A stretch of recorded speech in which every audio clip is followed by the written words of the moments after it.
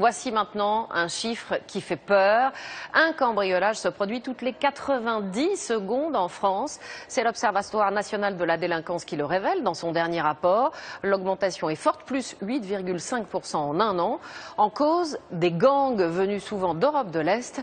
Ils opèrent de manière quasi industrielle. Le préjudice moyen pour les victimes est de 3 600 € et 75% des plaignants n'ont jamais aucune nouvelle de leur affaire. Les chiffres et les réactions avec Hugo Clément et José Boulestex. Mauvaise surprise pour les habitants de cette maison de Vienne, en Isère. Des cambrioleurs ont fracturé leurs porte-fenêtres et emporté de nombreux objets de valeur.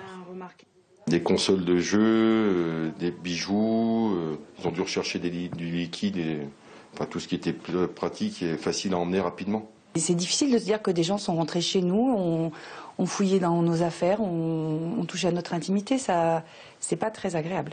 Les Français sont de plus en plus nombreux à se faire cambrioler.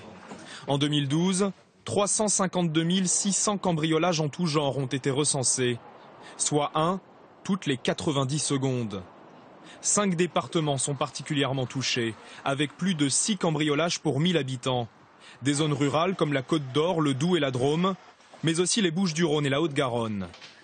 À l'origine de ce phénomène, des petits délinquants locaux, mais également des bandes venues des pays de l'Est. Roumanie, Tchétchénie, Bulgarie ou encore Géorgie.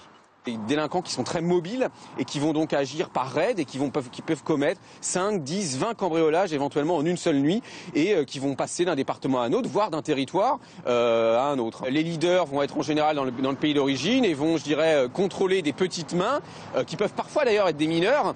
Des groupes très mobiles et donc difficiles à localiser. Alors sur les scènes d'effraction, les enquêteurs sont de plus en plus méticuleux. Relevés d'empreintes et de traces ADN sont désormais monnaie courante.